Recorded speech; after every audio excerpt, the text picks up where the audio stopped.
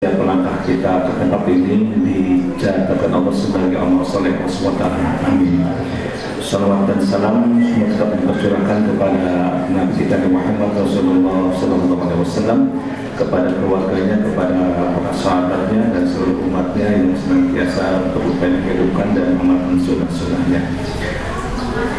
Sebelum Al-Ustaz Alhamdulillah mereka menyampaikan tausiahnya pagi hari ini, hingga beberapa hal yang ingin saya sampaikan kepada jamaah semuanya. Tapi sebelumnya dengan tidak memati rasa hormat saya, kami untuk lebih merapatkan sampai ke depan. Barangkali nanti ada seluruh kita yang masih di perjalanan untuk melebihkan saatnya.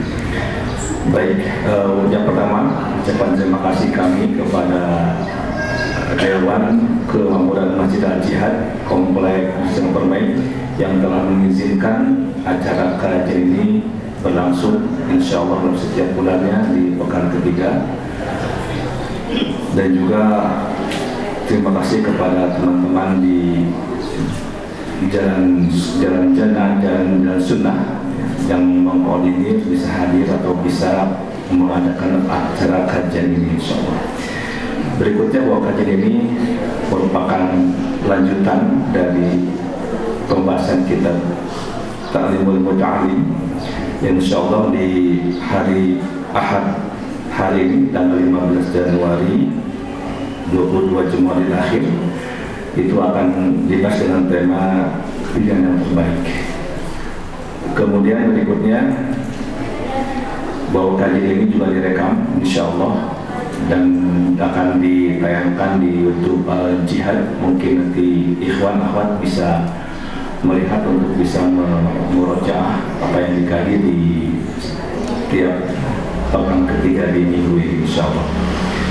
Kemudian berikutnya informasi dari DKM Al-Jihad sendiri ingin menawarkan bahwa kami DKM Al-Jihad ini sedang membina sekitar ada 47 anak yatim. Kami mungkin menawarkan jikalau ada yang mau berdonasi untuk anak yatim yang kami bina di Al-Jihad ini, kami persilakan bisa menghubungi terus DKM. Insya Allah setiap bulannya kami menyantuni mereka sebanyak 47 anak yatim yang berasal dari kelurahan Pada Suka dan Setiabana.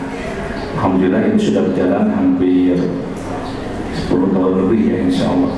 Jadi sekali lagi kami menawarkan badan pahala kepada Iwan Ahmad jika ada yang beri partisipasi untuk berdonasi untuk anak yatim, kami silakan menghubungi ke DKM Al-Jihad. Demikian mungkin bisa saya sampaikan untuk membersihkan pembicaraan kepada Ustaz untuk menyampaikan tausiahnya. Mohon maaf. Assalamualaikum warahmatullahi wabarakatuh.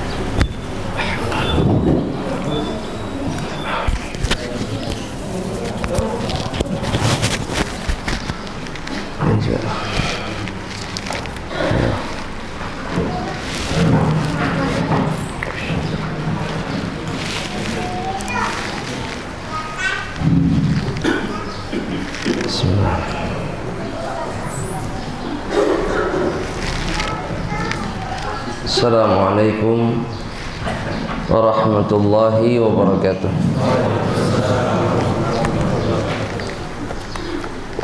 Innal hamdalillah nahmaduhu wa nasta'inuhu wa nastahdihi wa na'udzu billahi min shururi anfusina wa min sayyiati a'malina. Man yahdihillahu fala mudilla lahu wa man yudlilhu fala hadiya lahu. Fa ashhadu an la ilaha illallah wahdahu la syarika lahu iqraran bihi wa tauhida wa ashhadu anna Muhammadan abduhu wa rasuluhu la nabiyya ba'dah. Faqala rabbuna tabaraka wa ta'ala fil Qur'anil Karim, ya ayyuhalladzina amanu ittaqullaha haqqa tuqatih wa la tamutunna illa wa antum muslimun. Ya ayyuhan nasu taqu rabbakumul ladzi khalaqakum min nafsin wahidah wa khalaqa minha zawjaha wa batha minhuma rijalan katsiran wa nisaa wattaqullaha alladzi tasaaluna bihi wal arham innallaha kana 'alaikum raqiba. Ya ayyuhalladzina amanu taqullaha wa qulu qawlan sadida yuslih lakum a'malakum wa yaghfir lakum dhunubakum wa man yuti'illaha wa rasulahu faqad faza fawzan 'azima. Fa amma ba'd. Ibadallah, kaum muslimin dan muslimat rahimani wa rahimakumullah. Kembali Allah subhanahu wa ta'ala memberikan kebaikan kepada kita, memberikan kesempatan yang sangat berharga berupa kemudahan untuk bisa duduk di rumah Allah dan mencari rahmat Allah subhanahu wa ta'ala, dan kemudian memperpanjang jalan agar sampai kita ke dalam surga Allah subhanahu wa ta'ala. Ini adalah kenikmatan yang luar biasa yang wajib disyukuri oleh seorang hamba Allah subhanahu wa ta'ala. Dan ini bukan hanya sebuah kebetulan, namun setiap kesempatan yang kita dapatkan itu mutlak kehendak Allah dan pilihan Allah subhanahu wa ta'ala. Jadi dengan kata lain, kalau kita dimudahkan menuntut ilmu, artinya Allah lah yang memilih dan menghendaki kita. Bukan karena kita dekat dengan teman-teman yang suka ke majelis ilmu, bukan, sama sekali tidak. Ataupun kebetulan dapat informasi tentang majelis ilmu, itu juga bukan. Tapi memang betul-betul karena Allah lah yang memilih sehingga kita datang dan bisa duduk di rumah Allah. Dengan bahasa yang lainnya, kalau boleh dibahasakan, kita ini dipilih atau merupakan di antara yang terpilih oleh siapa? Oleh Allah Rabbul Alamin. Makanya jika tidak bersyukur luar biasa. Jika tidak bersyukur luar biasa. Luar biasa apa jemaah? Luar biasa apa aja? Luar biasanya tidak bersyukur kepada Allah subhanahu wa ta'ala. Ya, keterlaluan. Artinya tidak menganggap ini sebagai kenikmatan, dan kemudian artinya kita tidak merasa bahagia ketika Allah memilih kita. Dan ini bukan sifat hamba Allah subhanahu wa ta'ala. Oleh karena itu saya tidak pernah bosan hadirin sekalian menyampaikan ini, tidak pernah bosan, karena memang ini anugerah. Ini mahal, ini mahal. Ya, kalau ditukar dengan uang, mau ditukar kesempatan ini, ya mah. Tergantung Ustaz, uangnya berapa. Kayak hula tuh. Iya. Enggak. Mau ditukar sama rumah. Harga 5M mau tidak? Tapi dengan syarat sampai wafat tidak lagi datang ke majelis ilmu. Kita tidak bisa berbohong bahwa ini jauh lebih berharga. Rumah itu pasti hancur, rumah itu pasti ditinggalkan, rumah itu pasti diperebutkan oleh ahli waris, pasti. Sudah, buat apa kita membanggakan sesuatu yang pasti akan menjadi masalah? Pasti akan jadi masalah. Dan pasti ditinggalkan. Sedangkan yang sedang kita dapatkan sekarang, inilah yang kekal yang akan kita jumpai nanti di hadapan Allah. Bahkan di alam barzakh saja amal soleh ini akan menyambut kita. Dalam satu hadis Rasulullah SAW mengatakan bahwa di alam barzakh salat akan ada di kepala, sedekah akan ada di kaki, kanan dan kiri ada puasa, ada Al-Quran. Amal soleh itu mengelilingi kita di alam barzakh. Untuk apa? Untuk melindungi pelakunya dari azab Allah Subhanahu wa ta'ala. Itu yang jauh lebih berharga bagi seorang hamba Allah Subhanahu wa ta'ala. Sehingga memang pandai-pandailah bersyukur kepada Allah Rabbul Alamin, agar nikmat ini tidak dicabut oleh Allah Subhanahu wa ta'ala. Udah cukup 2 tahun ke belakang dicabut sama Allah, atau 3 tahun ke belakang, cukup sudah. Itu sudah uji coba pencabutan ilmu oleh Allah Subhanahu wa ta'ala. Kenapa nggak bisa bermajlis di mana? Di rumah Allah Subhanahu wa ta'ala. Banyak tempat yang nggak bisa bermajlis. Udah cukup. Itu geladi kotor itu, kalau boleh dikatakan. Supaya kita faham bahwa kapanpun Allah berkehendak mencabut kenikmatan untuk beramal soleh, kapanpun Allah bisa melakukannya. Dan tidak sulit bagi Allah Rabbul Alamin. Makanya pandai-pandai bersyukur agar nikmat ini tidak dicabut dan terus bertambah. Jamaah yang rahmati Allah Subhanahu wa ta'ala, kembali kita masuk ke dalam pembahasan ta'limul muta'allim. Pada penggalan yang ditulis oleh Al-Imam siapa? Az-Zarnuji rahimahullahu ta'ala, dalam bab yang berbicara tentang cara memilih guru dan teman, dan kemudian cara untuk teguh di dalam menuntut ilmu, untuk bersabar dan teguh di dalam menuntut ilmu. Beliau mengatakan, amma ikhtiyarul ustadz, kata beliau, adapun memilih ustadz, ya, jadi dari zaman dulu Bapak Ibu sekalian, guru itu sudah disebut apa? Ustadz.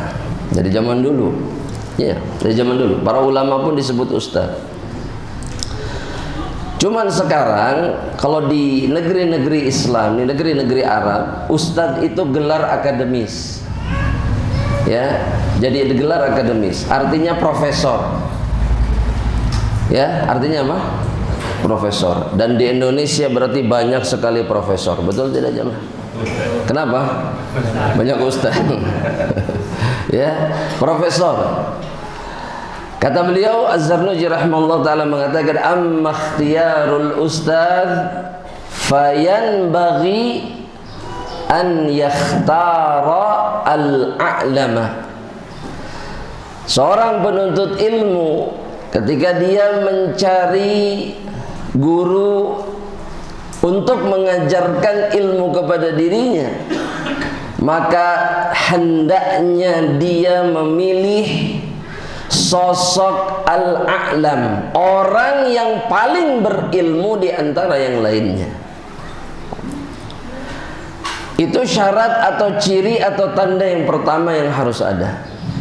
Al-a'lam, kata beliau, orang yang paling berilmu, yang paling memiliki ilmu atau paling luas ilmunya. Dan yang menjadi alasan jemaah yang dirahmati oleh Allah Subhanahu wa ta'ala, karena orang yang paling berilmu adalah orang yang paling takut kepada Allah Subhanahu wa ta'ala. Jadi ilmu dan rasa takut kepada Allah itu berbanding apa? Jemaah? Lurus. Itu yang diharapkan ketika seseorang mencari yang paling berilmu. Berdasarkan firman Allah Subhanahu wa taala di dalam Al-Qur'an, di dalam surat Fatir ayat yang ke-28, Allah Subhanahu wa taala mengatakan, innama yakhsyallaha min ibadihi al-ulama. Sesungguhnya yang takut sama Allah di antara hamba-hambanya adalah para ulama, orang-orang yang paling alim atau orang-orang alim.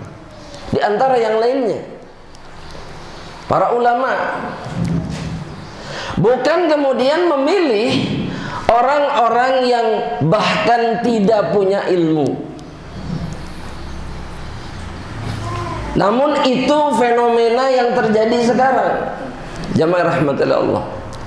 Ketika seseorang memilih orang yang tidak punya ilmu untuk menjadi gurunya. Terjadi tidak jamaah? Terjadi. Ya, saya sebutkan satu contoh. Ini dalam masalah baca Al-Quran. Jadi ada seorang guru wanita di kota lain yang jadi guru tahsin, padahal dia belum pernah menyelesaikan satu buku pun tentang tahsin. Satu buku pun tidak pernah.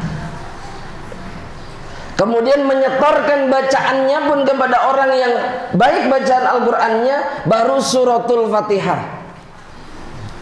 Tapi sudah jadi guru. Alasannya apa jemaah? Kira-kira menurut hadirin alasannya apa? Tidak ada orang lain. Nah, orang itu menyebutkan alasannya. Saya jadi guru itu karena saya melihat orang yang bacaannya lebih jelek dari saya saja sudah jadi guru. Ini wallahi terjadi nih, demi Allah terjadi nih. Jadi maksud dia, ada orang yang lebih nggak bagus juga udah jadi guru. Maka ana merasa ana punya kewajiban untuk mengajarkan Al-Quran. Masya Allah. Ini yang terjadi sekarang. Dan kemudian dijadikan guru. Ya.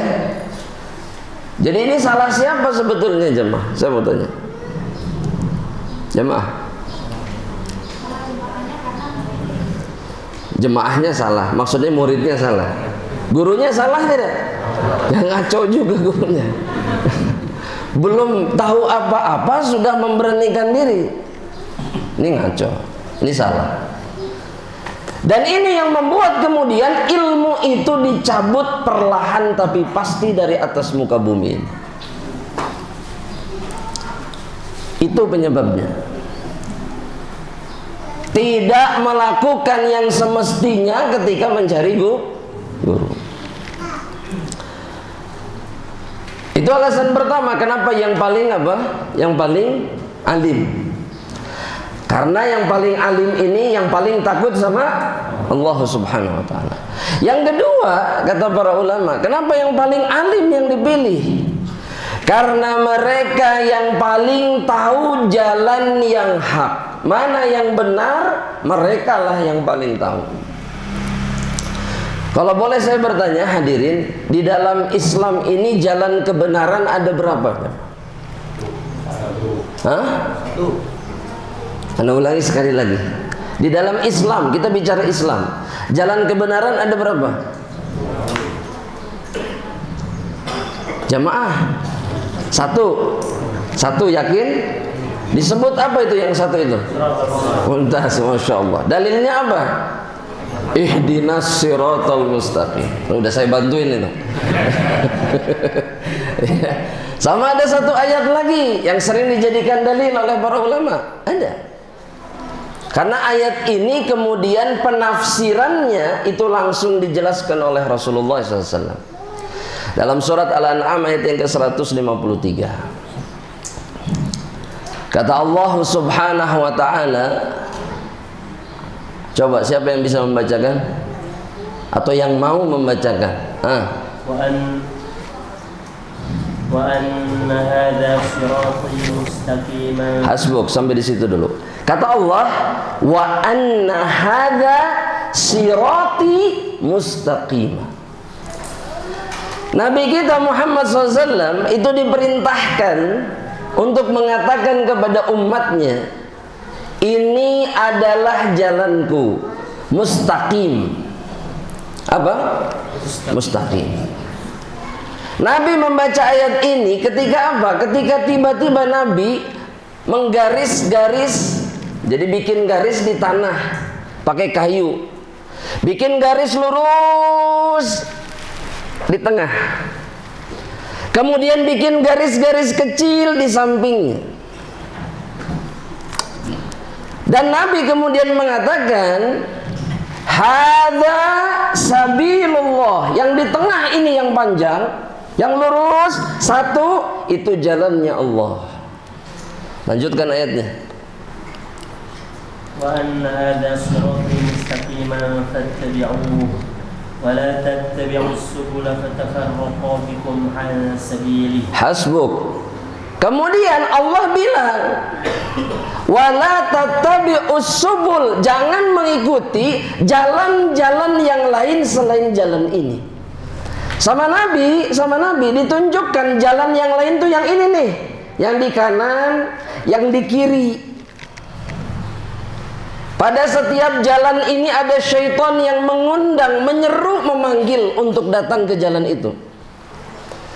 Tapi yang diperintahkan oleh Allah untuk milih yang mana jemaah? Yang di tengah. Satu. Makanya Allah bilang siratal, lurus satu. Jadi kalau ada yang mengatakan begini jemaah, ini kan hanya masalah jalan, toh tujuannya sama. Betul tidak jemaah? Betul? Cik, saya mau tanya, kalau ke Jakarta enaknya lewat mana Pak? Tol. Sirotol. Iya, subhanallah. Padahal jalan ke Jakarta teh banyak Pak, betul nggak? Banyak.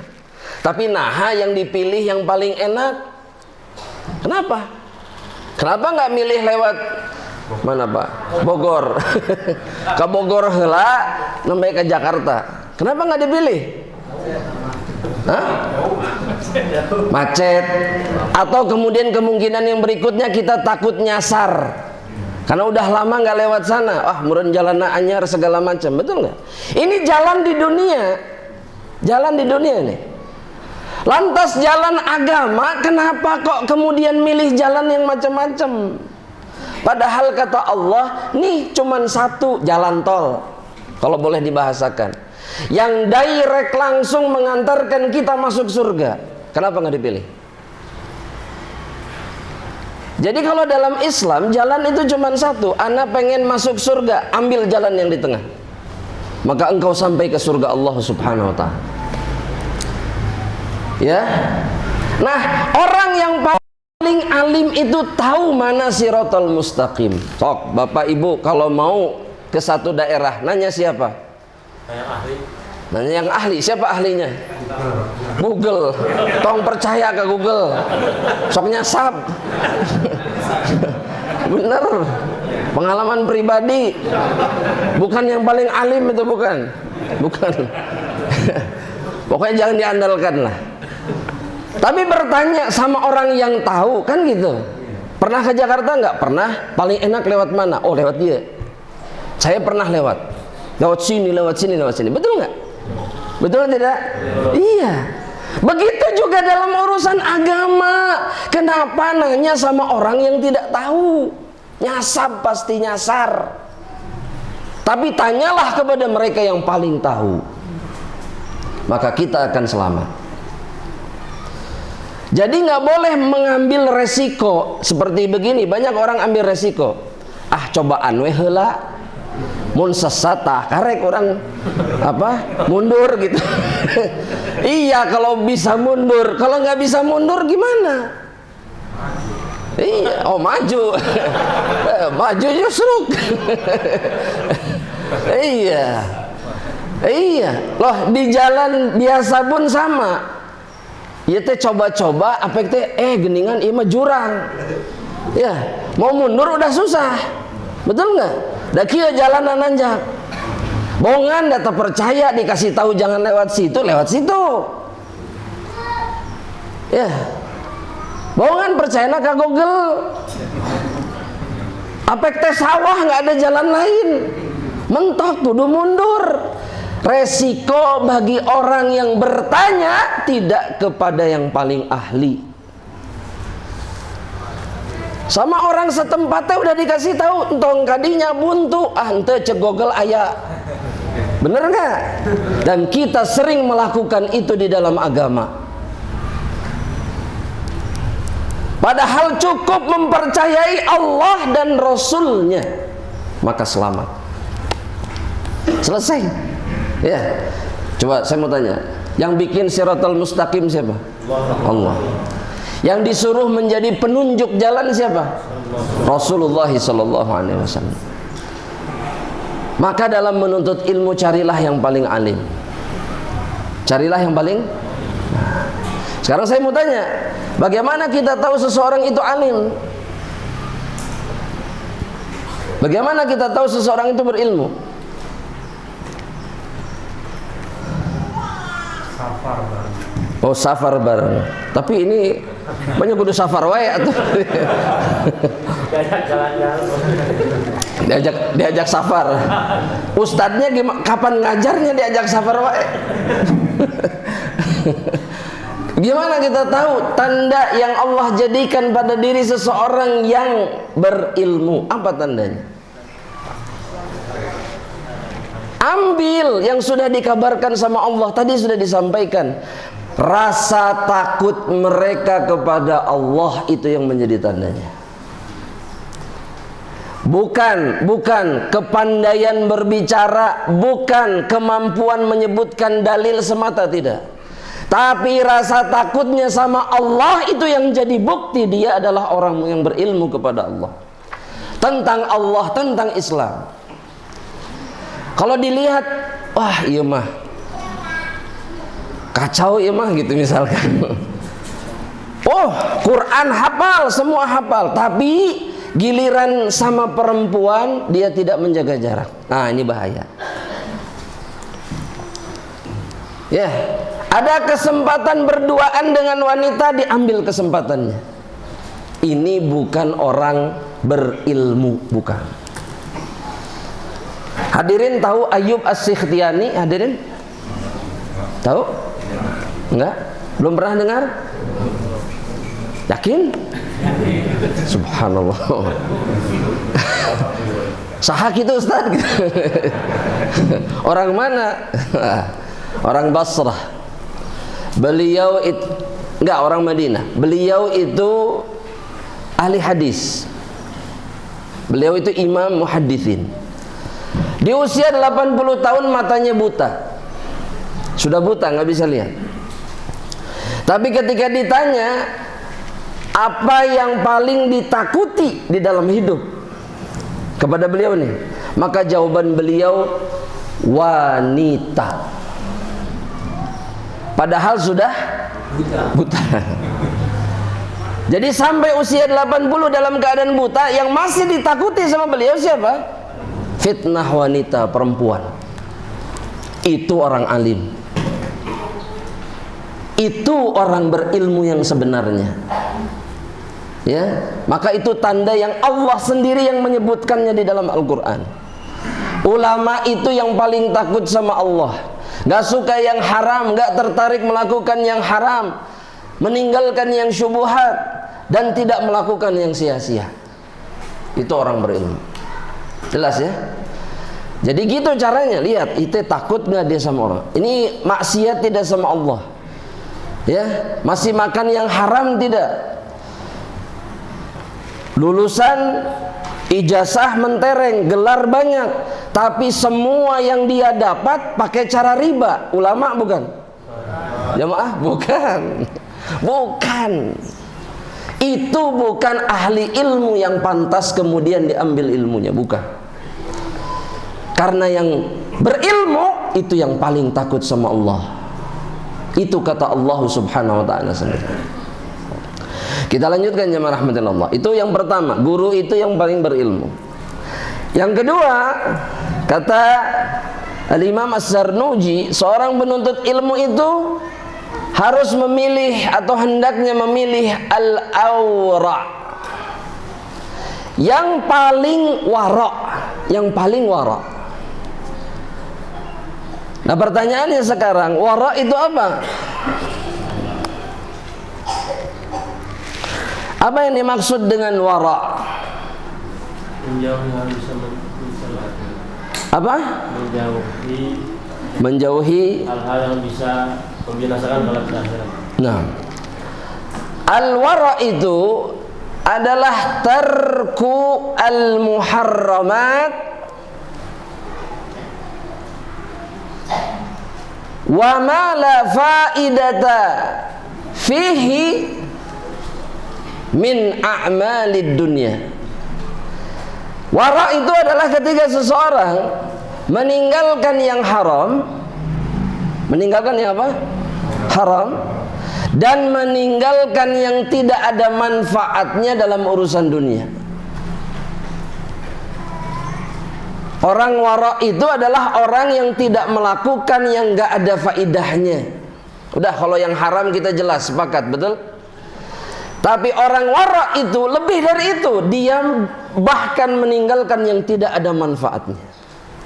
Contoh misalkan apa aja, nggak ada manfaatnya. Hah? Rokok. Kita kalau dilihat dari sisi manfaat tidak ada, bahkan madorot. Betul? Iya. Nah, orang kalau berilmu, orang pantas diambil ilmunya, maka dia tidak akan melakukan yang tidak bermanfaat. Contoh yang lain yang tidak bermanfaat apa? Hah? Apa? Berkumpul, Yang tidak nongkrong gitu aja pasti ya. Nongkrong. Maunya atau Ustaz nongkrong nggak boleh.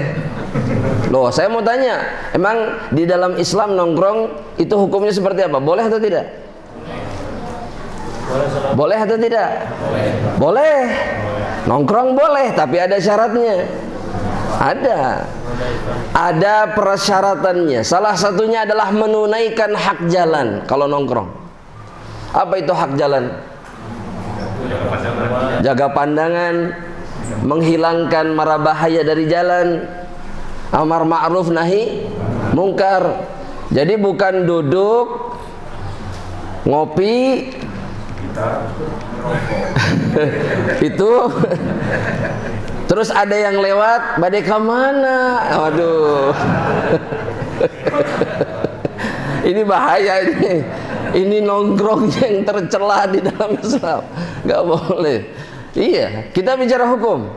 Karena para sahabat pun nongkrong jemaah. Sama Nabi dilarang. Awalnya gak boleh, jangan nongkrong kata Nabi. Tapi kata para sahabat, ya Rasulullah, kami ini gak bisa gak nongkrong. Sama kayak kita kan, betul tidak jemaah? Harus ada momen di mana duduk bareng kita sama-sama ngobrol, betul? Di jalan, betul. Kata Nabi, kalau begitu kata Nabi, boleh tapi tunaikan hak jalan. Dan kemudian meninggalkan yang sia-sia, yang gak ada faidahnya. Ya, karena di antara tanda baiknya keislaman seseorang itu, sekali lagi ini hadis jamaah. Ya, dalam hadis yang diriwayatkan oleh Imam At-Tirmidzi atau yang lainnya, Rasulullah SAW mengatakan, min husni islamil mar'i tarkuhu ma la ya'nihi. Ini kaidah dalam Islam. Di antara bentuk baiknya apa? Keislaman seseorang, dia meninggalkan perkara yang tidak bermanfaat, yang gak ada faidahnya. Izinkan saya bertanya jamaah, main halma ada faedahnya nggak? Jamaah, main ular tangga ada faedahnya nggak? Hah? Tapi resep. Menyenangkan tidak? Menyenangkan. Tapi kalau dilihat dari sisi faedah, ada faedahnya tidak? Tidak. Maka muslim yang baik meninggalkan perkara yang seperti ini. Ya. Dan banyak jamaah aktivitas sia-sia yang dilakukan oleh kaum muslimin, banyak. Ya. Apalagi di hari Minggu, betul tidak jemaah? Jemaah? Beda kalau hadirin aktivitasnya bermanfaat di mana? Di masjid, pengajian, pengaosan. Tapi banyak yang lain tuh aktivitasnya wallahu a'lam. Betul nggak jemaah? Betul? Cik, contohnya apa? Oh, main game seharian, nggak ada faedahnya, bahkan cenderung haram. Terus? Itu dia yang saya tunggu dari tadi itu sebetulnya. Nya bapak-bapak, nya ibu-ibu, nya anak-anak kikiran. Astagfirullahaladzim. Astagfirullah. Sedih saya lihatnya Pak. Itu diunggal pengkolan kikian. Astagfirullah, kunaon itu. Celtak telah. Astagfirullah. Ya Allah. Cik coba jemaah rahmatillah Allah. Faidahnya apa coba? Olahraga bukan? Menghibur tidak? Bororaah. Mengganggu tidak? Mengganggu. Subhanallah. Tapi dah kikian aja buatnya. Kalau kita kemudian ditanya ini tanda apa jamaah? Tanda buruknya keislaman banyak saudara kita. Itu fenomena yang sangat membuat kita sedih jamaah. Coba kalau mereka Islamnya baik, mereka semua akan mengatakan iya nanaonan kikian. Gitulah. Nambah kesehatan enggak, nambah pahala tidak, nambah ilmu ilmu apa yang bertambah? Subhanallah. Maka mereka tidak akan pernah membeli apalagi memainkannya. Ustadz mah nggak asik, imah hiburan. Kanggo saha kasep bager, kanggo saha. Iya, buat siapa ini hiburan? Ya, maka hal-hal yang seperti ini bukan hanya sekedar fenomena biasa, bukan. Tapi fenomena yang menunjukkan kepada kita betapa tidak baiknya keislaman kaum muslimin. Dan Nabi yang memastikan itu. Ya. Makanya nggak boleh seorang yang berilmu terus sia-sia perbuatannya, nggak boleh. Harus bermanfaat. Ya, kalau olahraga bermanfaat tidak? Oh, bermanfaat. Contoh olahraga bermanfaat, futsal, terus apa lagi? Lari, terus sepedahan, terus berenang, badminton. Ya, berapa idealnya dalam satu minggu? Sekali. Oh, kalau lebih dari sekali? Oh, capek. Oh, berlebihan. Iya, masya Allah. Ya, jamaah yang dirahmati Allah Subhanahu Wa Taala. Nabi kita Muhammad Sallallahu Alaihi Wasallam itu beliau sudah mengabarkan kepada kita dalam satu hadis diriwayatkan oleh Al-Imam Al-Hakim, kata Rasulullah begini jemaah. Fadlul ilmi ahabbu ilayya min fadlil ibadah. Keutamaan ilmu itu jauh lebih aku sukai melebihi keutamaan beribadah. Jadi ibadah sama ilmu dua-duanya mulia tidak Pak? Mulia. Tapi ilmu dibandingkan ibadah itu jauh lebih tinggi kedudukannya, lebih disukai oleh Rasulullah SAW. Makanya Imam Syafi'i rahimahullahu ta'ala mengatakan begini, ini adalah pengamalan hadis ini. Imam Syafi'i itu mengatakan, aku menulis ilmu dalam satu malam itu jauh lebih aku sukai daripada sholat 1000 rakaat. Maksudnya sholat sunnah. Kenapa? Karena ilmu jauh lebih mulia di hadapan Allah, karena manfaatnya jauh lebih besar. Betul tidak jemaah? Kalau sholat manfaatnya buat siapa? Tapi kalau ilmu untuk seluruh hamba Allah Subhanahu Wa Taala. Nah, yang ingin saya sampaikan dalam hadis ini, Nabi mengatakan wa khairu dinukumul au dinikumul wara.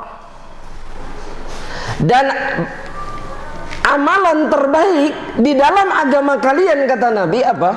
Al-wara'.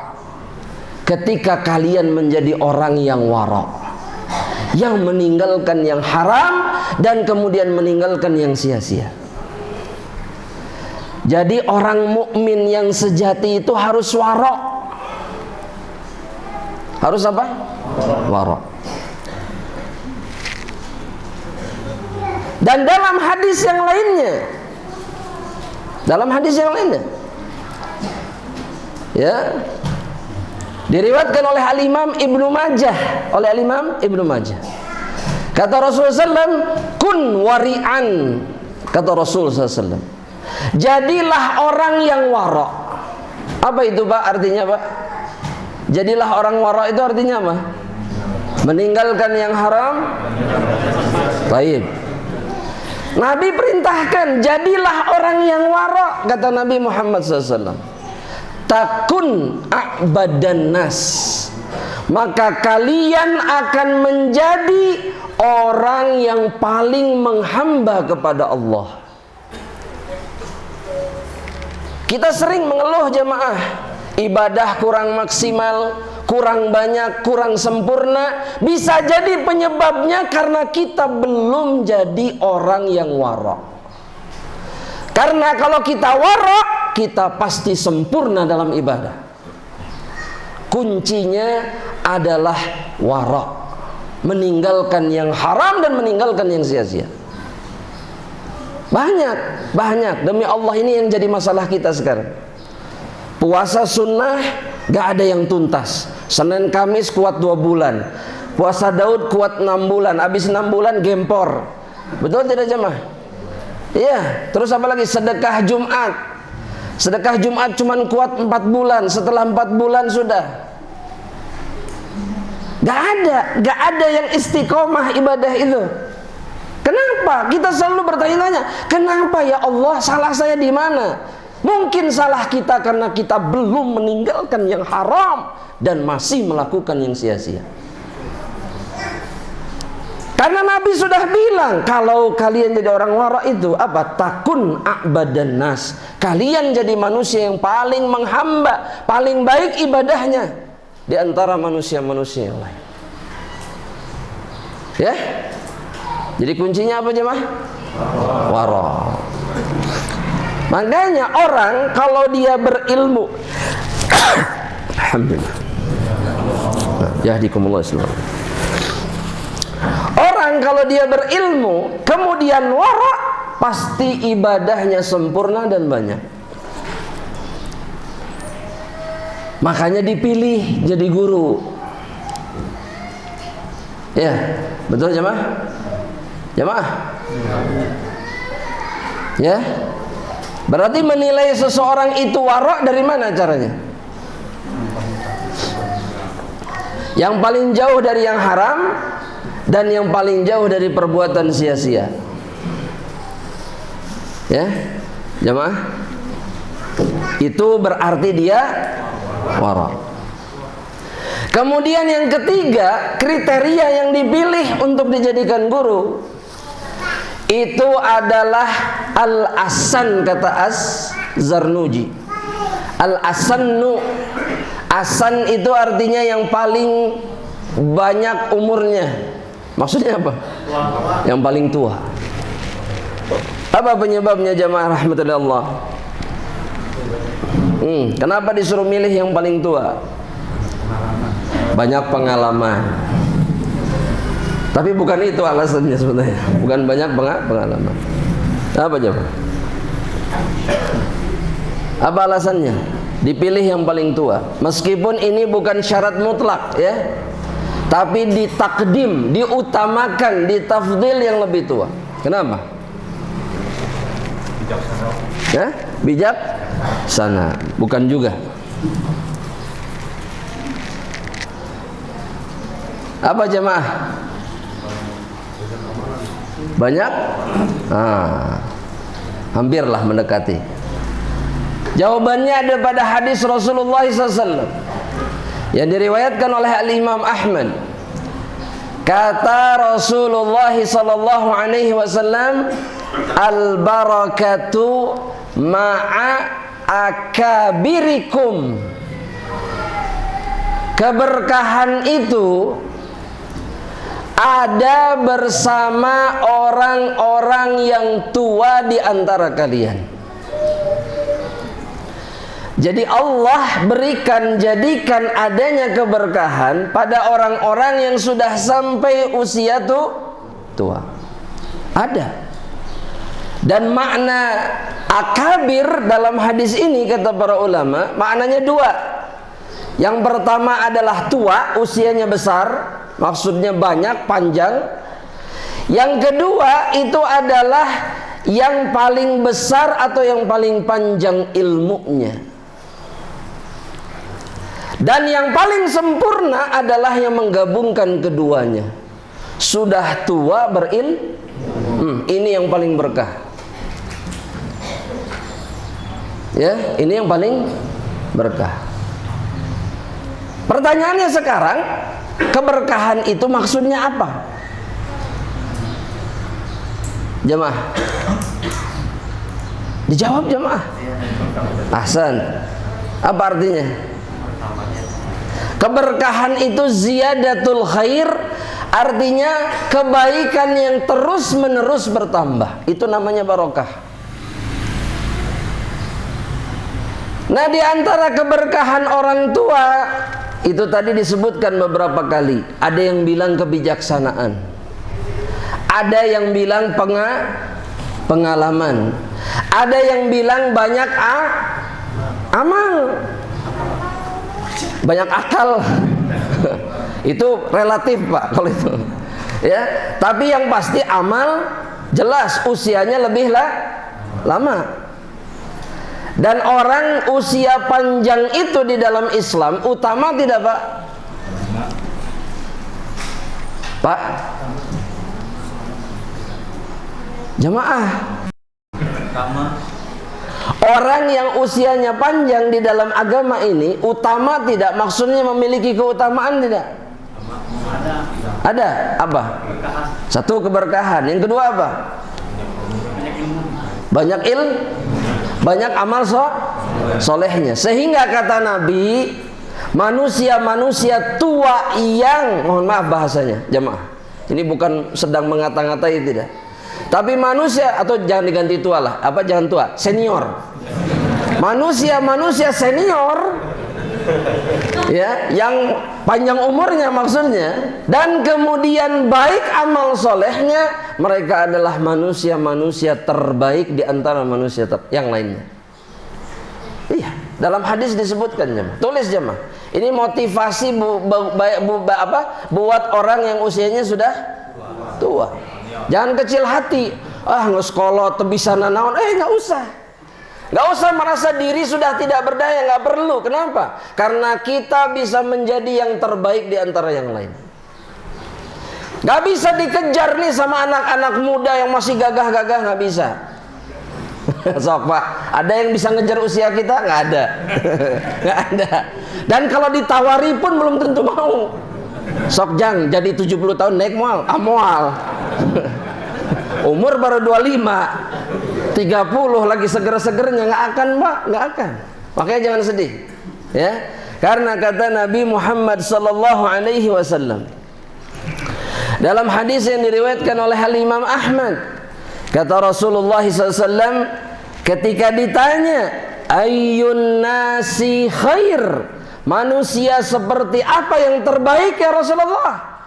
Manusia macam apa yang terbaik? Man tola umruhu wa hasuna amaluhu, yang panjang umurnya dan yang paling baik amal salehnya. Merekalah sebaik-baiknya manusia. Makanya nggak perlu berkecil hati. Nggak bisa ini Ustadz olahraga lagi, biar nggak ada urusan dengan olahraga. Nggak bisa kemana-mana lagi, nggak bisa sendirian saya berangkat ke sana kemari. Nggak ada masalah. Yang penting amal soleh kita, amal yang terbaik. Maka kita yang terbaik di antara yang lain. Ya. Dan yang seperti itu semestinya yang dipilih untuk menjadi guru. Tapi ini tidak mutlak kata para ulama. Kenapa? Karena kita menemukan dalam sejarah para ulama, ulama-ulama yang diulamakan dijadikan guru dalam usia remaja. Betul tidak jemaah? Contoh siapa jemaah? Imam Syafi'i. Terus siapa lagi? Imam Abu Hanifah, Imam Malik, Imam Bukhari, Imam Nawawi. Al-Imam Nawawi itu meninggalnya usianya masih sangat muda, tapi sudah jadi imam, jadi ulama besar di usia mudanya, dan orang menjadikan dia sebagai guru. Ya, dan di kalangan para ulama itu bukan aib jemaah belajar kepada orang yang lebih muda, itu bukan aib. Ya, betul nggak jemaah? Betul? Yakin? Insya Allah? Oh, masya Allah. Saya mau tanya, saya sebutkan satu nama, saya mau tanya, hadirin kenal atau tidak? Muhammad ibnu Adam ibnu Ali al-Ethiopi. Ustaz masa hadei itu. Ulangi sekali lagi namanya. Muhammad ibnu Adam ibnu Ali al-Ethiopi. Gak ada yang pernah dengar? Oh, masya Allah. Kira-kira siapa jemaah? Oh, ulama, betul. Tebakannya tepat. Hah? Bukan Ibnu Hajar. Tebakannya tepat. Jadi beliau ini jemaah, beliau ini di antara satu orang yang disebut oleh para ulama yang ada di dunia ini pada masa-masa sekarang, abad-abad ini, sebagai seorang ahli hadis yang paling luas ilmunya. Baru meninggal tahun kemarin. Iya. Bahkan para ulama di satu negeri, ya, di satu negeri mengatakan ini orang adalah tabibul hadis. Ini orang adalah dokternya hadis. Dia tahu bagaimana caranya memisahkan mana hadis yang tidak benar dengan hadis yang sahih. Itu hanya dalam waktu hitungan detik dari hafalan dan ingatannya. Bukan. Ini bukan Syalbani, bukan. Beda lagi orangnya. Tapi kita nggak kenal, betul tidak jam? Betul? Nggak ada yang kenal. Dan itu tidak akan memadharatkan Muhammad ibnu Adam al-Ethiopi. Tetap di hadapan Allah dia ahlul hadis, ulama. Betul Pak? Cuman yang ingin saya sampaikan, ulama yang satu ini punya kebiasaan. Apa kebiasaannya? Belajar kepada orang yang lebih muda, bahkan yang ilmunya lebih rendah daripada dirinya. Sengaja datang duduk di hadapan orang lain yang semestinya orang ini jadi muridnya. Karena ilmu beliau itu di langit, ilmu orang ini di bumi. Kalau boleh diperbandingkan. Tapi beliau duduk nulis, didengar, dicatat semua apa yang disebutkan. Yang seperti ini yang pantas disebut ulama. Ya. Dan para imam-imam sebelumnya juga sama. Mereka duduk di majelis orang-orang yang lebih rendah ilmunya daripada mereka. Ini tanda apa jemaah? Tawadhu. Dan itu tanda yang lainnya yang harus dilihat pada diri seseorang yang akan dijadikan guru. Namun tidak disebutkan oleh Al-Imam Az-Zarnuji. Tawadhu. Mereka lah yang pantas dijadikan sebagai guru. Orang-orang yang tawadhu, bukan yang sombong. Bukan yang apa? Yang sombong itu yang gimana jemaah? Menolak kebenaran dan merendahkan orang. Ya. Jemaah. Betul? Betul jemaah? Betul. Tanda orang sombong itu dua, menolak kebenaran dan merendahkan orang. Ya. Seperti misalkan kalau ana ditanya, Ustadz tahu hadis ini, ana tahu hadisnya, terus ana mengatakan, ana tahu hadis ini sebelum antum dilahirkan. Masya Allah. Sombong nggak itu jemaah? Wah, sombong pisan, balaga itu. Iya. Atau anak nanya gini, antum lulusan tahun berapa? Lulusan tahun, oh tuh sengki. Aduh, anak mah, antum masih TK, anak udah lulus kuliah. Ini sombong bukan? Dan ini kalimat yang tidak perlu diucapkan oleh orang yang berilmu. Al-Imam Atha ibnu Abi Rabah atau Ibnu Rabah, seorang muhaddits pada masanya, itu ada yang bercerita tentang satu hadis di hadapan beliau. Beliau diam, didengarkan sampai habis.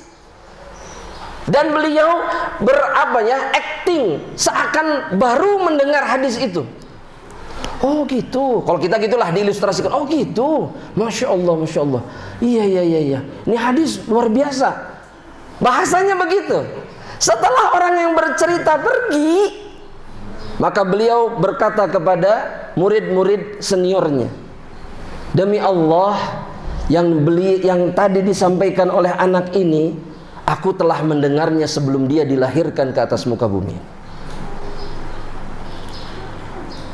Tapi tetap didengar dan gak di stop di tengah-tengah. Punten. Iya mah hadis, aduh nges lah. Anak tahu sanadnya anak apa? Enggak. Tapi didengar sampai selesai. Maka ketawaduan itu sifat yang merupakan hasil dari sempurnanya iman seseorang kepada Allah.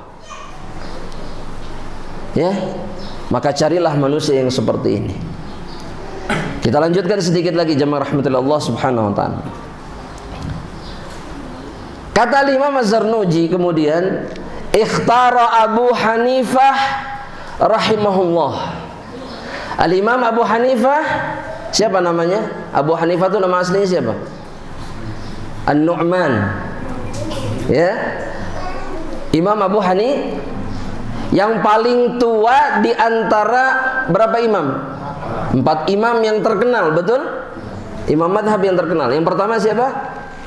Abu Hanifah. Yang kedua siapa? Imam Malik. Yang ketiga siapa? Syafi'i. Yang keempat siapa? Imam Ahmad. Ini 4 imam yang dikenal di antara ribuan bahkan ratusan ribu imam karena keberkahan ilmu mereka. Nih orang-orang soleh ini semuanya. Makanya orang lebih kenal yang 4 ini dibandingkan yang lain, betul nggak? Coba jamaah. Kita ini kalau ditanya imam itu mentok Abu Hanifah, Malik, Syafi'i, Ahmad, Bukhari, Muslim, titik sudah. Biasanya begitu. Dan itu menunjukkan betapa mulianya mereka dan berkahnya ilmu mereka. Nah, Imam Abu Hanifah ketika beliau mau belajar sama gurunya namanya Hammad ibnu Sulaiman. Hammad ibnu Sulaiman. Ini juga imam besar. Maka beliau itu melakukan survei jemaah. Ba'da ta'ammul wa tafakkur. Ba'da apa? Ta'ammul wa tafakkur. Abu Hanifah setelah memberikan survei atau maksudnya apa ya? Menilai, memperhatikan dulu Hammad ibnu Sulaiman itu seperti apa. Maka kata Abu Hanifah, setelah beberapa waktu saya perhatikan Hammad ibnu Sulaiman yang akhirnya dijadikan sebagai guru, beliau mengatakan wajadtuhu syaikhan waqura. Aku menjumpai Hammad adalah seorang syekh, seorang ulama yang waqur. Apa itu waqur jemaah? Waqur jemaah berwibawa, punya wibawa. Bukan yang gelagatnya seperti orang kebanyakan. Ya. Orang lain main TikTok, dia ikut main TikTok. Oh, ini bukan berwibawa, ini mah enggak. Ya. Orang lain main apa itu? Lato, dia ikut-ikutan main lato. Ini bukan orang yang punya wibawa sama sekali. Bukan. Orang yang punya wibawa itu tidak mau melakukan perbuatan yang rendah, nggak mau. Enggak. Meskipun semua orang melakukannya, ini orang punya wibawa.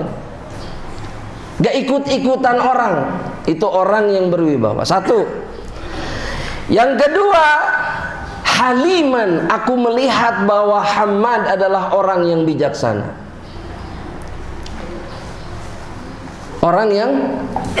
Orang halim itu orang yang bijak. Dan itu diantara kriteria seseorang yang pantas dijadikan guru. Bijak. Gak kayak anak kecil. Gak kayak apa? Orang bijak itu kayak orang anak kecil tidak, Pak? Orang bijak itu dewasa. Ya. Gak disakiti kemudian semua orang dikasih tahu. Ini anak kecil, bukan orang bijak. Orang bijak itu, orang yang dewasa itu, kalau dia tertimpa apapun maka orang lain tidak perlu tahu. Itu orang bijak. Iya. Buat apa berbagi masalah? Coba saya mau tanya, buat apa berbagi masalahnya? Apa faedahnya jamaah? Jamaah, ada faedahnya? Nggak ada. Bikin orang lain pusing tidak? Iya. Sudah, kalau mau bagi-bagi mah bagi-bagi apa aja mah?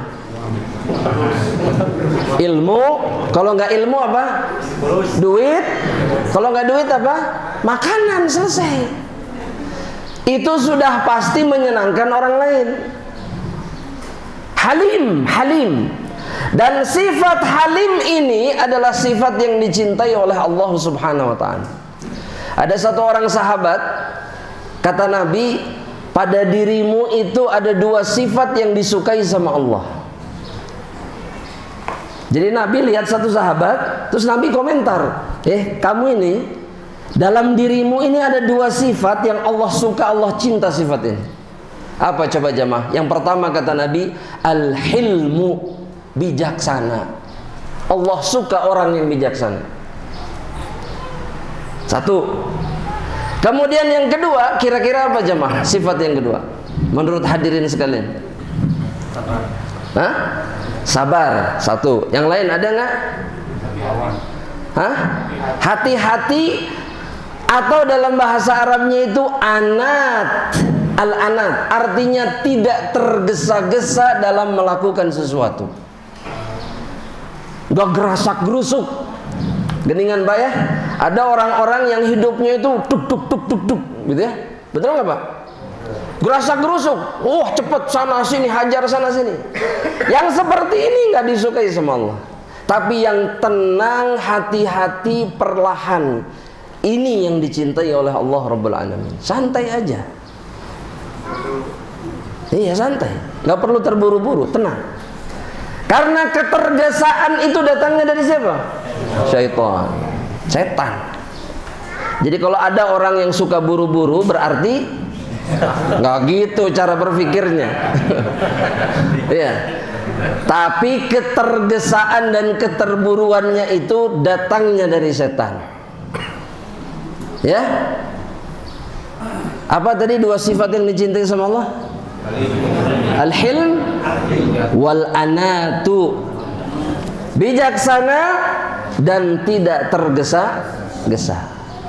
Nah, Abu Hanifah itu melihat Hammad ibnu Salamah orangnya bijak. Diperhatikan bijak. Ini guru, ulama yang bijak. Gak seperti anak kecil.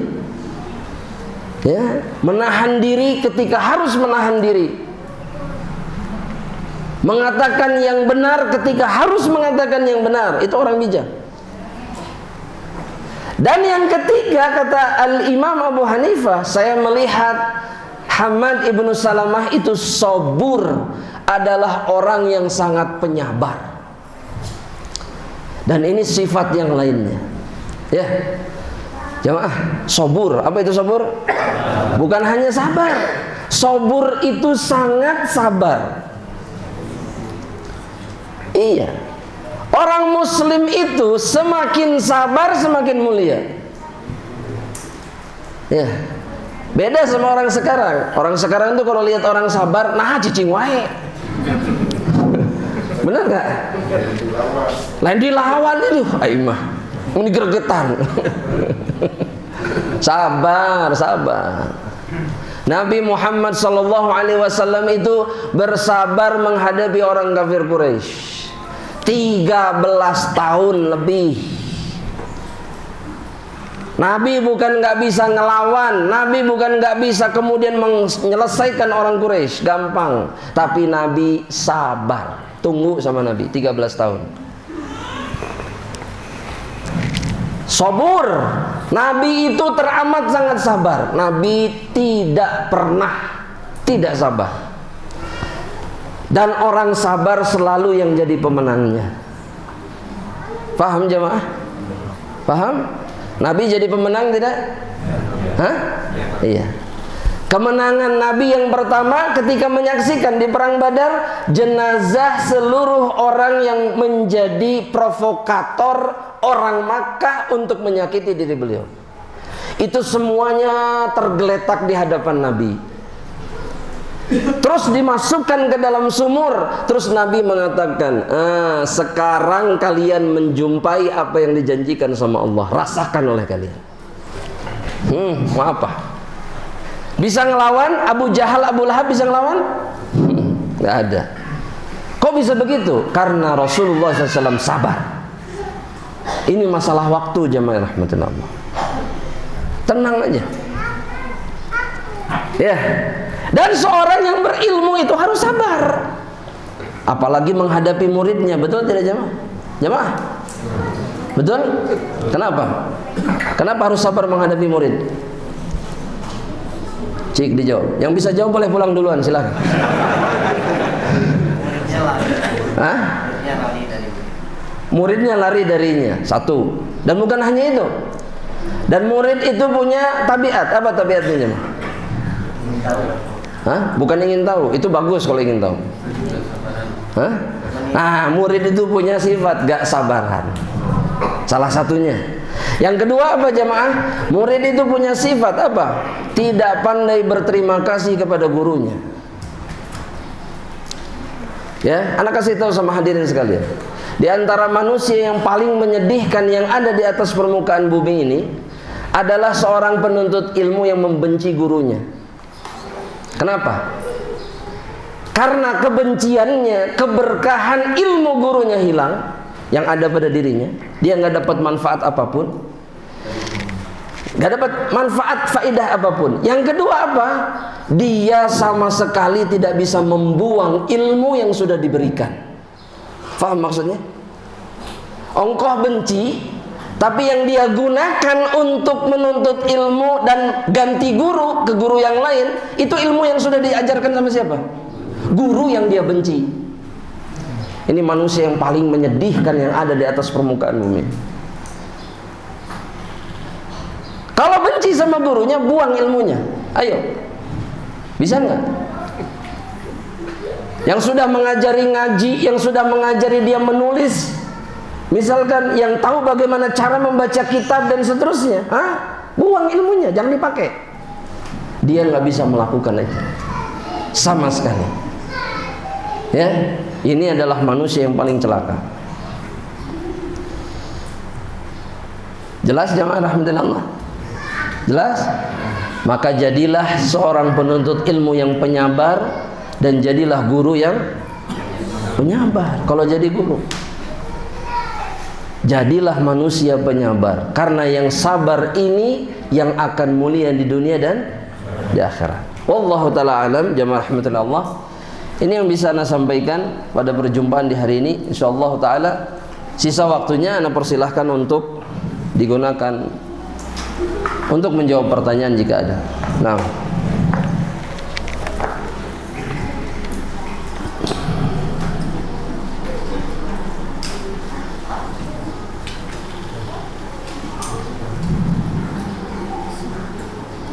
silakan kalau ada pertanyaan langsung silakan, Anda persilakan.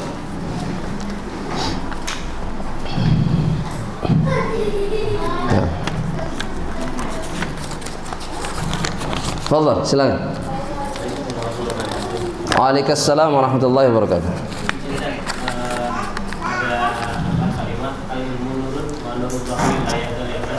Iya.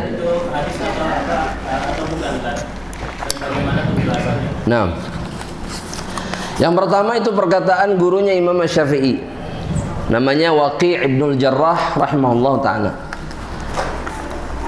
Dan kalimat itu diucapkan oleh Waqi' bin Jarrah kepada Asy-Syafi'i rahimahullahu ta'ala ketika Al-Imam Asy-Syafi'i mengeluh.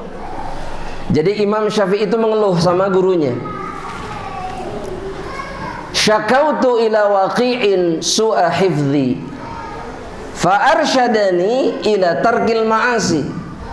Aku mengeluh kepada Waqi', mengadukan bahwa hafalan saya itu buruk. Bayangkan, Syafi'i itu rahimahullah kalau baca kitab, maka halaman yang satu itu harus ditutup. Kenapa? Karena kalau dibuka, dua halaman ini masuk ke dalam ingatan. Kacau. Jadi kebaca semua dan terekam dan gak bisa dilupakan. Makanya ditutup.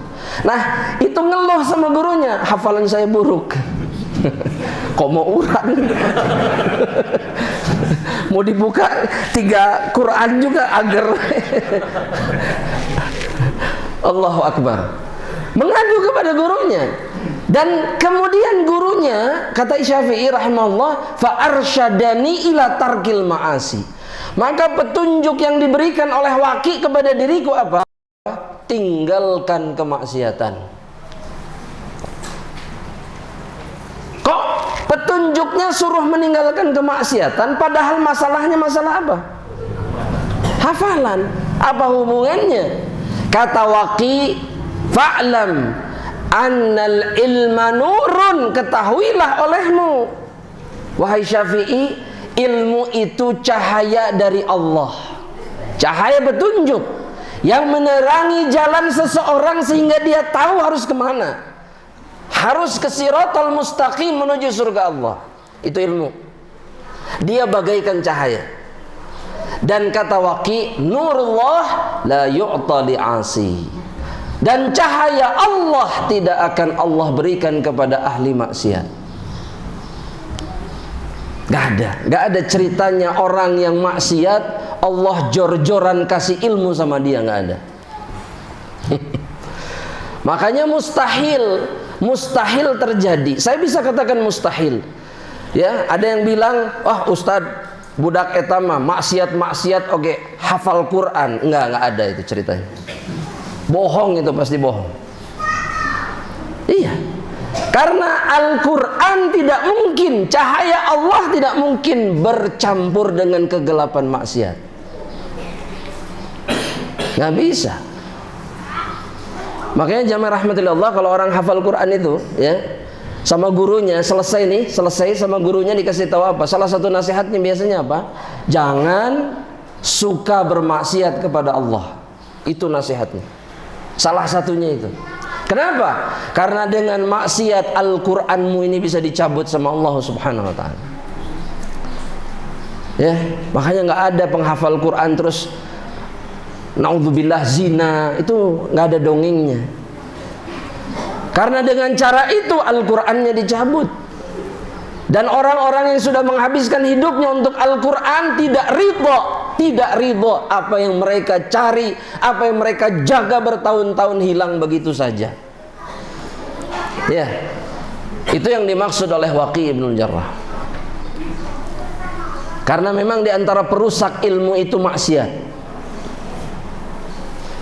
Kalau kita masih banyak maksiat, jangan terlalu banyak berharap kita bisa dapat ilmu yang bermanfaat. Wallahu ta'ala alam bishawab. Saya jawab pertanyaan yang ada di kertas. Pertanyaan: bagaimana kita mencari hiburan untuk pribadi dan keluarga yang tidak sia-sia? Karena banyak hiburan yang menyenangkan, tapi banyak yang tidak bermanfaat. Cari yang bermanfaat. Jemaah, ini yang sudah menikah banyak di sini? Banyak? Saya mau tanya, biasanya cari hiburan yang seperti apa? Atau gini. Saya mau tanya, Nabi sallallahu alaihi wasallam itu cari hiburan nggak untuk dirinya dan keluarganya? Hah? Cari. Kata siapa enggak? Apa buktinya? Nabi melakukan aktivitas bersama yang menyenangkan dengan keluarganya. Salah satu contoh nih Pak, saya tidak sedang kemana-mana nih ya. Nabi itu punya kebiasaan mandi bareng istrinya. Itu bukan masalah seksual saja, bukan, tapi itu hiburan untuk keduanya. Cik atau dipikirkan itu teh.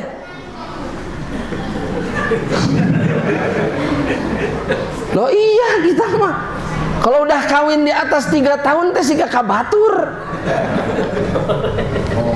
Nabi enggak. Selalu ada aktivitas bersama yang menyenangkan. Contoh yang lain, Nabi berolahraga bersama istrinya. Iya, balap lari, kadang balap cepat-cepatan ke satu tempat dan seterusnya. Itu hiburan. Dan bukti bahwa Nabi menghibur dirinya dan keluarganya. Dan masih banyak jamaah hiburan yang bermanfaat itu banyak. Yang enggak sia-sia itu banyak. Ya, banyak enggak jemaah? Banyak. Tinggal dipilih. Jangan mengikuti kebanyakan orang. Pokoknya mah kieu lah, di rumah jangan main lato-lato bareng istri, jangan. Itu sia-sia. Cetak-cetok, ayo Neng. Sampai pecah lato-latona.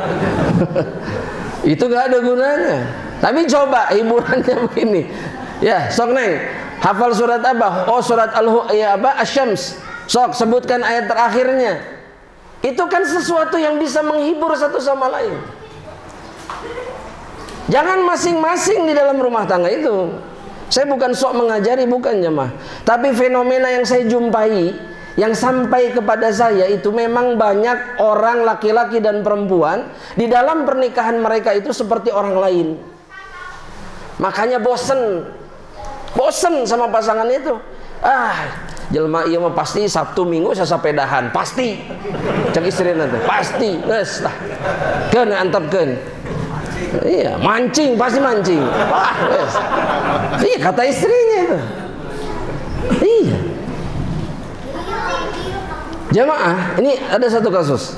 Ada seorang perempuan yang mengeluhkan suaminya gara-gara apa coba jamaah? Gara-gara kalau pulang ke rumah, ya, dia tidak pernah nanya, Ustadz keadaan saya seperti apa.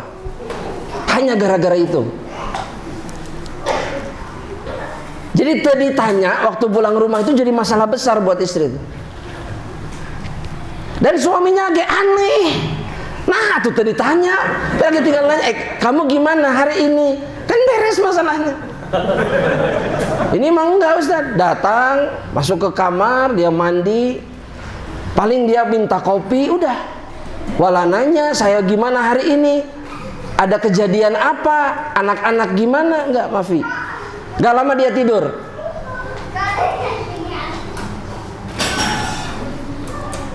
Ada lagi yang menyebutkan begini, Ustadz saya ini nggak butuh duit, saya ini hanya butuh suami saya memperhatikan saya. Ada yang begitu lagi, macam-macam jemaah. Riut kena sirah pusing. Itu baru satu. Iya. La haula wala quwata illa billah. Kembali kepada pertanyaan, menghibur diri dan keluarga itu sebuah bagian sunnah di dalam Islam. Jadi Nabi itu tidak kaku sama keluarganya, enggak. Nabi itu menyenangkan bagi siapapun, termasuk bagi keluarganya. Maka jadilah seperti Rasulullah sallallahu alaihi wasallam. Wallahu ta'ala. Pertanyaan berikutnya, bagaimana bila dalam belajar secara tidak langsung kita justru ditanamkan menjadi taklid buta dengan semua yang disampaikan dan menolak ilmu dari ustadz yang lain? Syukran ustadz wa jazakallahu khairan. Jawabannya, ini diantara kekeliruan. Karena kalau kita memperhatikan para ulama, contoh saya ambil cuma satu aja contoh. Imam Bukhari, gurunya ada berapa jemaah? 1000 lebih. Berarti beliau ketika belajar ke satu ulama, mungkin tidak beliau belajar ke ulama yang lainnya. Jelas, kalau cuman satu sampai hatam nggak akan sampai 1000. Enggak. Karena memang tidak ada larangan di dalam Islam untuk melakukan itu. Yang tidak disukai itu belajar belum selesai sudah kabur. Nah, itu yang tidak pantas dilakukan oleh seorang murid. Ya. Baru durusul lughah jilid pertama udah pindah. Iya. Atau saya Ustaz Abdi mah. Ya, punten tekiat. Punten. Nah, itu contoh murid yang enggak berkah itu ilmunya. Yang kayak gitu contohnya. Tapi belajar kepada ustadz yang lain di waktu yang bersamaan selama ilmu yang dicarinya benar, yang mengajarkannya orang benar, gak ada masalah. Gak ada masalah. Dan kita pun tidak bisa melarang seseorang untuk tidak belajar ke orang lain. Islam gak pernah mengajarkan kita seperti itu. Ya. Maka yang patut kita contoh itu adalah orang-orang soleh sebelum kita. Lihat mereka seperti apa. Mereka belajar di waktu yang bersamaan ke banyak orang, maka ikuti, nggak ada masalah.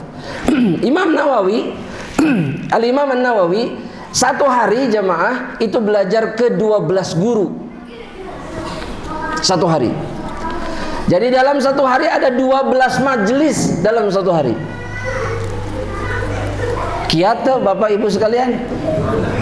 Hiji ge sabulan sakali deh. Aduh, abot. Ini satu hari 12 majelis, gurunya beda-beda, ilmunya beda-beda. Dan ini membuktikan bahwa perkara tersebut adalah perkara yang diperbolehkan, tidak ada masalah. Wallahu ta'ala alam bisawab. Ada pertanyaan lain silakan. Wallah. Kalau melakukan sholat sunnah qobliyah di rumah, kapan waktunya? Apakah menunggu azan atau setelah azan? Disebut sholat qobliyah itu kalau sudah azan, sudah masuk waktu sholat, maka dianjurkan lebih baik di rumah, betul, karena hadisnya menunjukkan seperti itu. Tapi ada tapinya. Kalau dirasa sholat di rumah akan membuat kita kehilangan takbiratul ihram yang pertama, maka ahsan sholatnya di masjid. Ustadz, di masjid saya mah baru Allahu Akbar, la ilaha illallah, baru begitu tuh. Itu tos qomat Ustadz, kumaha. Iya. Kalau keadaannya seperti itu, tetap kalau sudah iqamah, yang wajib itu sholat fardunya, bukan sholat sunnahnya. Tetap ke masjid, langsung aja. Dan sholat sunnahnya bisa diqadha, kata para ulama, bisa diganti di waktu lain. Bisa, boleh. Nabi melakukan itu sallallahu alaihi wasallam, gitu ya. Dan mungkin ada baiknya memberikan masukan kepada saudara kita di masjid. Tolonglah iqamahnya jangan langsung, karena Nabi Muhammad SAW pun begitu. Bilal itu tidak langsung qomat, tapi menunggu imam, menunggu jamaah yang lain datang, baru kemudian iqamah. Wallahu ta'ala alam bisawab. Jadi sudah masuk waktu. Kalau sebelum masuk waktu bukan qabliyah, bukan rawatib, bukan. Wallahu ta'ala alam bisawab. Nah, jamaah yang rahmatillah Allah, anak kira masih ada satu lagi terakhir. Tadi Ustaz, kan di kantor kan kadang-kadang batas tadi biasa. Jadi gitu Ustaz, dan masuk di komat. Apakah kita bisa melaksanakan yang bisa dibilang pada digantikan setelah? Bisa. Walaupun bisa karena kita kebiasaan datang yang meninggalkan gitu kan. Terus jadi kita kalau misalkan di masjid takutnya jadi fitnah juga ya Ustaz ya? Enggak. Maksudnya? Fitnah apa? Enggak apa-apa. Enggak apa? Apa fitnah? Nah, maksudnya kan orang mungkin kan pada asar tidak ada, misalkan nggak ada bagiannya. Iya. Anda pastikan orang sekarang itu tidak peduli dengan sholat siapapun. Iya, jadi nggak usah khawatir. Sholat aja. Sholat. Iya, mereka tidak memperhatikan ibadah siapapun. Kalau kemudian ada yang menegur, jelaskan. Bukan kemudian menghindar, jelaskan bahwa yang tidak boleh setelah asar itu maksudnya ketika menjelang terbenamnya matahari, itu waktu larangan. Adapun ba'da asarnya, Nabi, kita bicaranya Nabi SAW, beliau biasa mengqadha salat sunnah yang terlewat di waktu ba'da asar. Itu kebiasaan Rasulullah SAW. Jadi dijelaskan supaya orang tahu, oh ternyata sunnahnya seperti ini, gitu ya. Wallahu a'lam bishawab. Nah, wa iyyakum. Nah, jamaah rahmatillah, ini mungkin yang bisa kita sampaikan dalam perjumpaan di pagi hari ini. Semoga Allah menerima amal saleh kita, mengampuni dosa-dosa kita insyaallah, dan memasukkan kita ke dalam jannahnya insyaallah kelak. Amin, Allahumma amin. Kita tutup dengan doa kafaratul majlis. Subhanakallahumma wa bihamdika asyhadu an la ilaha illa anta astaghfiruka wa atubu ilaik. Assalamualaikum warahmatullahi wabarakatuh.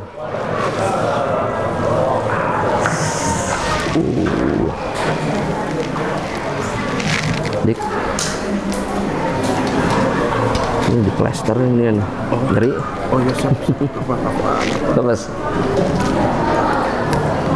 kena ini ya, kena ini nyocok main. Afwan, Allah barik. Masya Allah. Ahlan fikum barakallah. Afwan. Sami. Oh ya, Allah barik. Insyaallah. Afwan. Ahlan san. Oh ya, insyaallah barakallah. Waalaikumsalam Haji.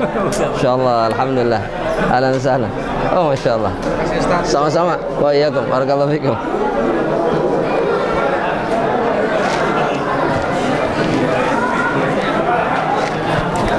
Ahlan. Afwan. Wa iyyakum barakallahu fikum. Masyaallah. Salam san. Afwan. Wa iyyakum Allah barik. Masyaallah.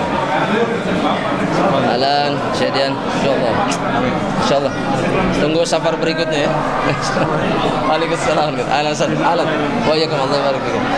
Wa iyyakum. Mau nyambung yang tadi Ustaz, pertanyaan yang di sebagian kodok yang tadi, kalau misalnya kodoknya itu digabung sama Batia. setelah Ba'diyah Boleh. juga, oh boleh aja. Jadi Ba'diyah zuhur dulu, baru kodok yang Qobliyah gitu.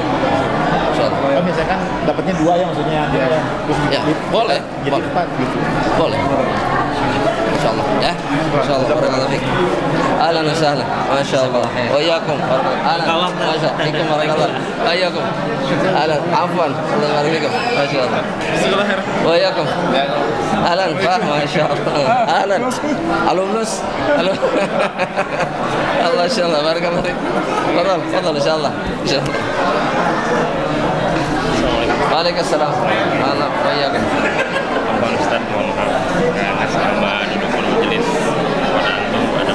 Oh, Masya Allah. Khair, insyaAllah, khair. Alhamdulillah, Masya Allah. Oh, Masya Allah, Masya Allah. Barakallahu fiik. Masya Allah, sama-sama.